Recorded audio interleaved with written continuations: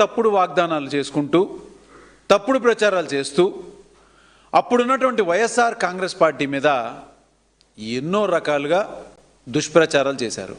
ఆ దుష్ప్రచారాల్లో ఒక ముఖ్యమైన అంశం మీద ఇవాళ మనం మాట్లాడుకోవాల్సి వస్తుంది. అదేంటిదంటే, గత వైఎస్ఆర్ ప్రభుత్వం గంజాయిని పూర్తిగా నియంత్రించలేకపోయింది. అదే మేమే గన అధికారంలోకి వస్తే 100 రోజుల్లో ఈ రాష్ట్రాన్ని గంజాయి రహిత రాష్ట్రంగా మేము అరికడతామని చెప్పని మరి వెన్నుపోటు పార్టీ నాయకుడైనటువంటి చంద్రబాబు నాయుడు గారు, ఆయన సకల శాఖల విధ్వంస శాఖ మంత్రి అయినటువంటి లోకేష్ గారు కానీ, ఇప్పుడు ప్రస్తుతం హోంమంత్రిగా ఉన్నటువంటి అనిత గారు కానీ అనేక రకాలుగా వాళ్ళు ఈ ప్రచారంలో ఈ గంజాయి గురించి చాలా మాటలు మాట్లాడారు. మరి వీళ్ళు అధికారంలోకి వచ్చాక ఏం చేశారనేది మనం వాస్తవాల్లోకి వస్తే, వాళ్ళు మామూలుగానే అధికారంలోకి రాగానే యథావిధిగా ప్రెస్ మీట్లు పెట్టి మేము మొత్తం గంజాయిని పూర్తిగా అరికట్టేశాం, గంజాయి మీద ఉక్కుపాదం మోపాము, ఎక్కడా కూడా డ్రోన్ల సహాయంతో ఎక్కడెక్కడ గంజాయి సాగు జరుగుతుందో అక్కడ అన్నీ కూడా మేము తెలుసుకుని వాటిని పూర్తిగా అరికట్టేశాం, అసలు ఈ రాష్ట్రంలో ఎక్కడ కూడా గంజాయిక కనిపించదని చెప్పని యథావిధిగా వాళ్ళ డబ్బా ప్రెస్ మీట్లలో చెప్పాల్సినటువంటి అబద్ధాలు అలవాటు ప్రకారంగానే చెప్పేయటం జరిగింది. మరి వాస్తవానికి వస్తే అసలు ఏం జరుగుతుంది ఈ రాష్ట్రంలో అంటే, మీకు విచ్చలవిడిగా గంజాయి అనేది ఎక్కడైనా దొరుకుతుంది. ఇక గంజాయి కానీ మద్యం కానీ ఇక అన్నీ ఏదైనా కానీ మత్తు పదార్థాలు విషయంలో ఈ రాష్ట్రంలో దొరకనటువంటి స్థలం లేదు. మీకు అసలు దానికి అడ్డు అదుపు అనేది లేకుండా పోయింది. మరి ఇంకా ముఖ్యమైన విషయం ఏంటంటే, ఒక 4 రోజుల క్రితం ప్రకాశం జిల్లా అద్దంకి మండలం శంకోరపాడులో జరిగిన ఒక ముఖ్యమైన ఘటన వెలుగులోకి వచ్చిన తర్వాత అసలు గంజాయి అనేది ఎలా జరుగుతుంది ఈ రాష్ట్రంలో అని చెప్పని చాలా స్పష్టంగా మనకు బయటకు వచ్చింది. ఈ వీడియో ఒకసారి మనం చూద్దాం.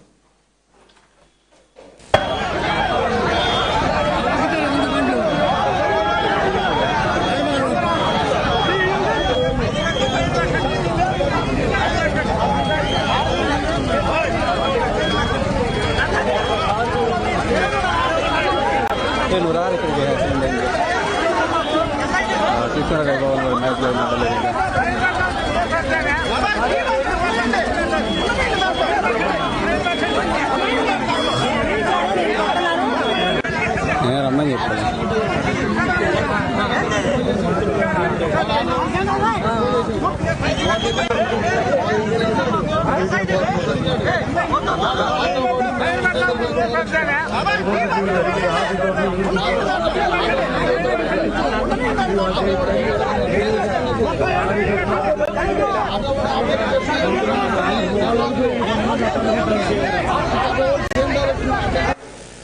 ఈ వీడియో చూశారు కదండి. దీనిలో ఒక ప్రైవేటు వాహనంలో 2 పోలీస్ అఫీషియల్స్ వాళ్ళు గంజాయిని వాళ్ళే మద్యం బాటిల్స్ని తీసుకుని వెళ్తూ ఒక డ్రైవింగ్ చేసేటువంటి ఒక ఆఫీసరే మద్యం మత్తులో ఒక ఆటోని ఢీకొట్టడం జరిగింది.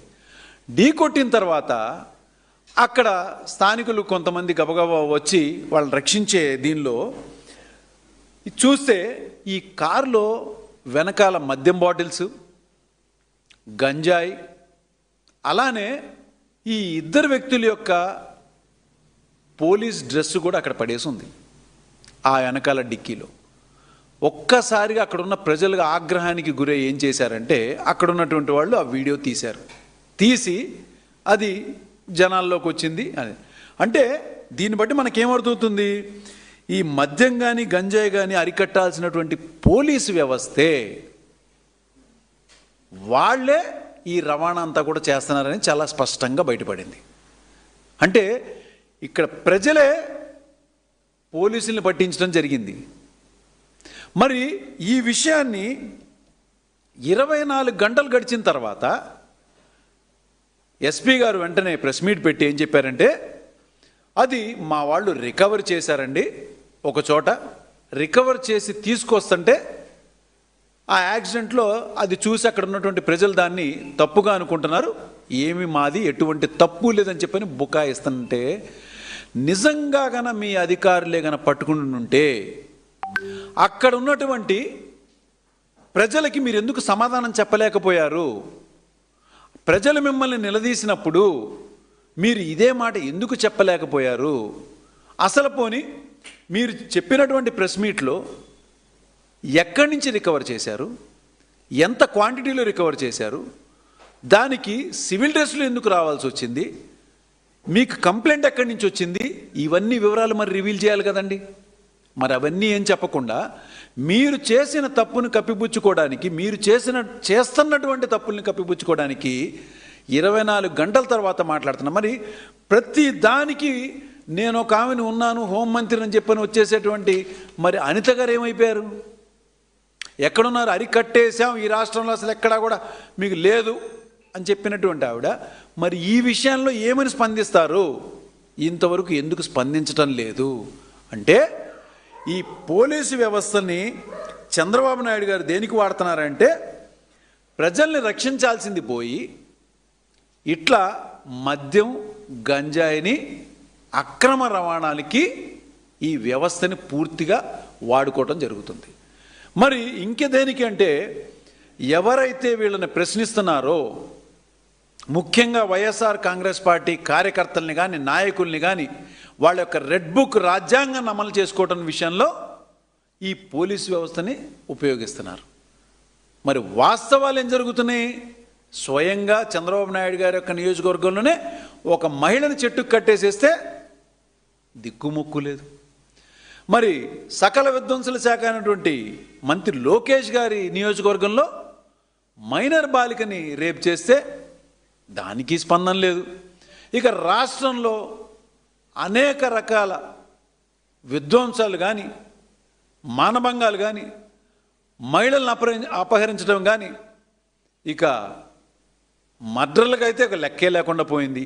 ఇన్ని జరుగుతుంటే ఈ వ్యవస్థ మొత్తం ఏమైంది అంటే, ఇగో ఇవాళ బయటపడుతున్నటువంటి ఒక్కొక్క విషయాల్లో చూస్తే, ఏదైతే పోలీసు వ్యవస్థని వాళ్ళ యొక్క విధులను నిర్వర్తించకుండా ఇలాంటి అడ్డదారుల్లోకి, వాళ్ళ రెడ్ బుక్ రాజ్యాంగంలోకి వాడుకునే విధంగా పోలీసు వ్యవస్థని వాడుకుంటుంటే, ఇంకా ఇక్కడ రాష్ట్రంలో ఎక్కడుంటుందండి శాంతి భద్రతలు? రాష్ట్రంలో ఎక్కడ మంచి జరుగుతుందండి?